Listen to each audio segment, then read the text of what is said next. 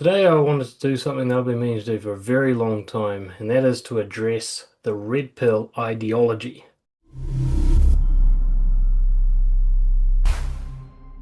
Point number four, emotional vulnerability makes men weak and unattractive.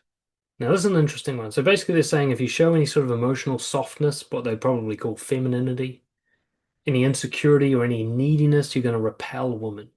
So you have to show all the opposite. You basically just show psychopathic traits. You have to be basically this dark triad man who feels nothing of anything feminine whatsoever. He's just all about aggression and control. Otherwise, you're going to lose them. Women are only attracted to strong, stoic men, and they'll lose respect for any man who wants comfort or emotional connection.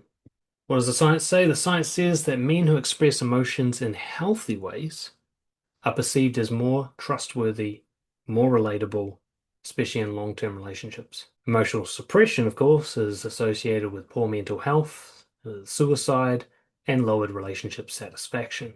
Basically, if you want to keep your woman happy, you've got to stay emotionally connected to her. Being stoic might look good in the movies. James Bond was a fun character.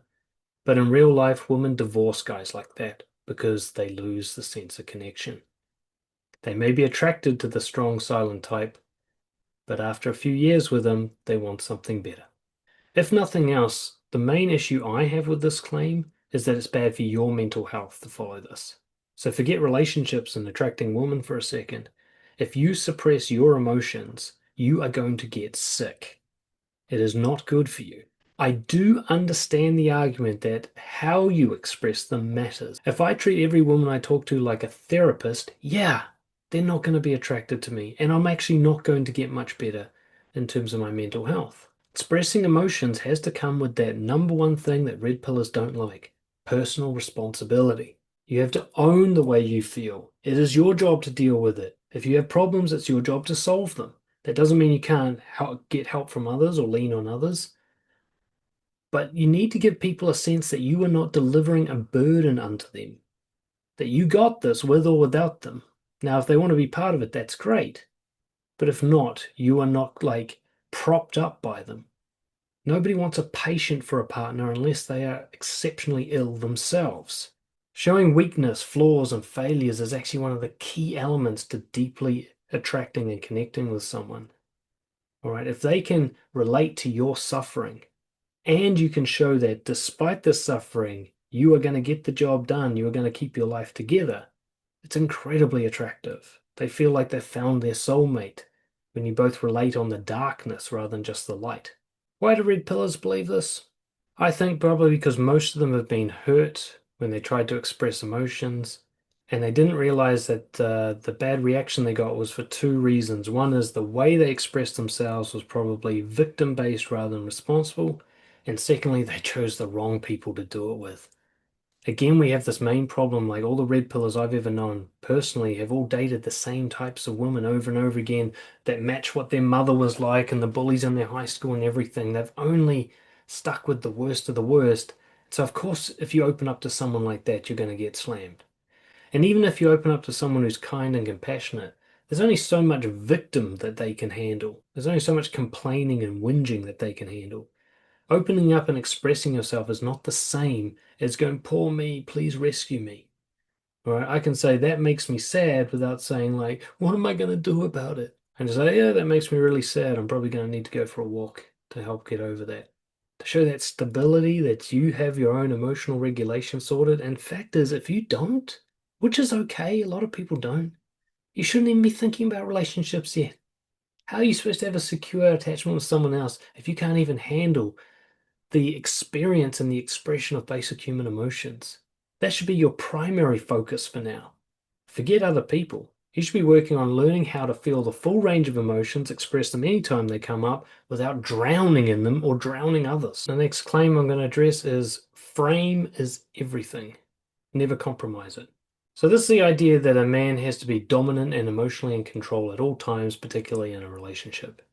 Never let the woman lead, that his view of what's right and wrong should always be what both people adhere to. There's no compromising.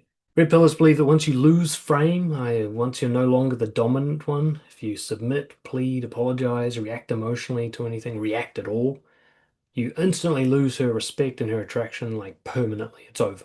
Now, of all the claims in Red Pill, this is probably the one I'm closest to agreeing with. But let's have a look at what the science says first. Science says, and this comes from Gottman Institute, which is my favorite resource for relationship advice, especially marriage advice. Healthy relationships thrive on mutual flexibility, emotional openness, and negotiation. So rigid control over dynamics, like what people think maintaining frame means, it's often a sign of insecurity. It's borderline abusive, and it correlates highly with relationship dysfunction. Basically, being very controlling in a relationship does not play out well in the long term.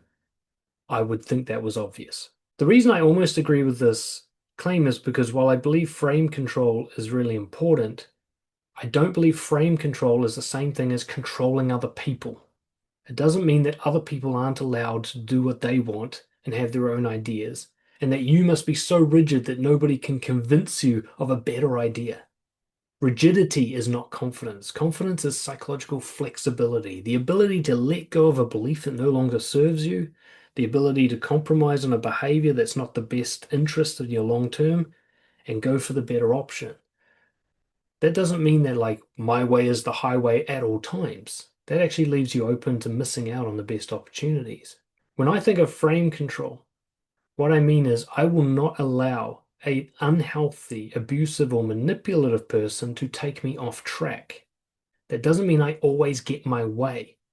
It means that I have a value system that I am going to be loyal to and committed to, and not allow the approval or validation from someone else to be a more tempting option. But it doesn't mean I always eat what I want for dinner. It doesn't mean that we must do everything I want to do all the time. It doesn't mean that I decide entirely by myself how we raise our child. In fact, one of my values is curiosity, another one is acceptance. In order to live by these values, I have to listen to other people, learn from them, find better ideas that I didn't have myself. Refusing to learn is not frame control. It's just psychological conservatism. It means you've closed your mind. Claim number 6, and this is one of the big ones: marriage is a trap designed to exploit men. I once said that red pill is not an ideology, it's actually a conspiracy theory. The feminization of the West, conspiracy that, feminism is trying to destroy the West. And this is one of the main ones, the main sort of elements of that conspiracy theory is that marriage is the trap. This is the weapon they use. So the belief is that modern marriage only benefits women, disadvantages men, especially when it comes to the legality of it, child custody, financial obligations, and so on. They often refer to divorce statistics to back this up. They refer to family court biases that they see. They basically argue that marriage is high risk and low reward for men today. This is based almost entirely on what they think happens in the United States, and it's based very much on cherry picking certain pieces of evidence and drawing conclusions about that evidence that may not relate to the data. So, while we've got to admit that family court systems definitely have flaws and that it's probably in your advantage to be the mother rather than the father when it comes to custody battles, though there are reasons for this because it's about maintaining the child's normal life, and usually that's with the mother more than it's with the father, and that's why that happens most of the time. Research shows a couple of things about married men.